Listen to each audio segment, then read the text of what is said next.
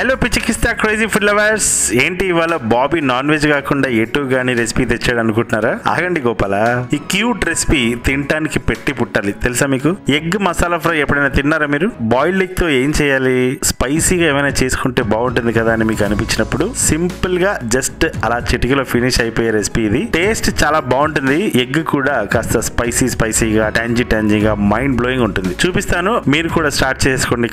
ఒక medium size onion almost 60-70 grams ఉంటుంది. దీన్ని ఇలా అర్ధ భాగం కట్ చేసి హెడ్ ని పైకి ఫేస్ చేసి ఇలా సన్నగా కట్ చేసుకోవాలి. ఉల్లిపాయ మొత్తం అలా కట్ చేశాక పచ్చిమిరపకాయలు ఒక 3 సగానికి సగం అడ్డంగా కట్ చేసి నిలువుగా చీలికలు చేసుకొని ఇలా రెడీ చేసుకోవాలి. ఒక 2 కరివేపాకు రెమ్మలు తీసుకొని ఇలా సన్నగా కత్తిరితో కట్ చేసుకొని ఇలా రెడీ చేసుకోవాలి. తర్వాత 2 మీడియం సైజ్ టొమాటోస్, అంటే 2 కలిపి 100 గ్రాములు ఉండేలా చూసుకోవాలి. వీటిని కూడా సేమ్ ఆనియన్స్ కట్ చేసినట్టు తలా తోక తీసేసి హెడ్ నార్త్ వైపు పెట్టి, అదేనండి ఉత్తరానికి ఫేస్ చేసి ఆ కసా సైడ్ నుంచి కోసేయటమే.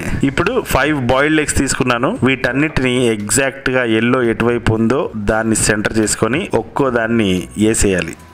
అన్ని రెడీ చేసుకొని ఒక నాన్ స్టిక్ ప్యాన్ ఏదైనా ఉంటే తీసుకొని ఒక 4 టేబుల్ స్పూన్ల ఆయిల్ వేసుకొని కట్ చేసిన ఆనియన్స్ వేసి ఎక్కువ కదపకుండా మీడియం ఫ్లేమ్ లో ఒక 2 నిమిషాలు ఫ్రై చేశాక కట్ చేసుకున్నవి పచ్చిమిరపకాయలు కరివేపాకు వేసి మళ్ళీ 2 నిమిషాలే అలా ఫ్రై చేసి ఒక 1/4 టీ స్పూన్ అంత అల్లం వెల్లుల్లి పేస్ట్ వేసేసి ఒక్క 2 నిమిషాల తర్వాత టొమాటోస్ వేసేయాలి. టొమాటోస్ వేసాక ఆ గజిబిజి గజాల లాగా కలిపేయకుండా జస్ట్ అలా పరిచేసి అలా మూత పెట్టేసి వదిలేయండి. ఒక్క 2 నిమిషాల తర్వాత తీస్తే టొమాటో సాఫ్ట్ గా అయిపోతుంది.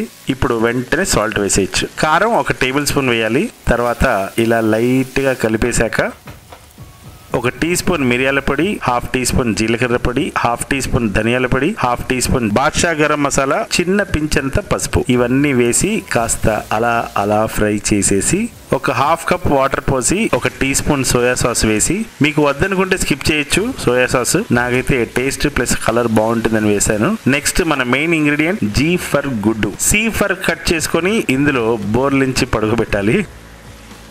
ఇది ఎవరు కొరికారు అని ఆలోచిస్తున్నారు కదా? ఖచ్చితంగా నేను కొరకలేదండి. ఇన్ని గుడ్లు నేను ఒక్కడినే తింటే దృష్టి తగులుతుంది కదా, కాసింత గిల్లి పడేసా. వీటిని ఇలా ముద్దుగా పెట్టాలి. నా బుజ్జి కదూ, నా చిచ్చు కదూ, నా పచ్చు కదూ అనుకుంటూ.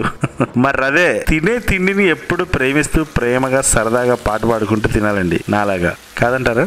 ఆహా, మూత తీసేసి 2 నిమిషాలు మరిగేసి తిరిగేసి అటు తిప్పి ఇటు తిప్పి అంతే అండి, రెసిపీ అయిపోయినట్టే. కొత్తిమీర వేసుకొని 2 నిమిషాలు వదిలేసి లాగించడమే. ఇదిగోండి ఇక్కడ బోర్లించినది నాది, ఇదిగోండి ఇది మా చెల్లిది, ఇది మా తమ్ముడిది, ఇది మా నాన్నది, ఇది మా అమ్మది అనుకుంటున్నారా? భలేవారండి మీరు. ఈ గుడ్లన్నీ శుభ్రంగా నేను ఒక్కడినే తినేస్తాను, ఎవ్వరికి ఇచ్చే పని లేదు. బ్యాచులర్ని కదా. హే సింపతి వద్దు ప్లీజ్. అవునవును కరెక్టే, సింపతి వద్దు ప్లీజ్. మీరు కూడా వండేసుకొని హ్యాపీగా మన పిచ్చికిస్తా బాబీ ఛానల్ ని సబ్స్క్రైబ్ చేసుకొని నలుగురితో నవ్వుకోండి. లైక్ మాత్రం మర్చిపోవద్దు ఈ రెసిపీ నచ్చితే. అంతేగాని నాన్ వెజ్ చేయలేదని అలిగి సొలిగి లైక్ కొట్టకుండా ఉండకండి. కోడి కోసం వచ్చావా గోపాల, దాన్ని గుడ్డు ఫ్రై చేశాను గోపాల, గుడ్డు ఫ్రై కావాలా గోపాల, దీన్ని ట్రై చేసి చూడు నువ్వు ఈ వేళ.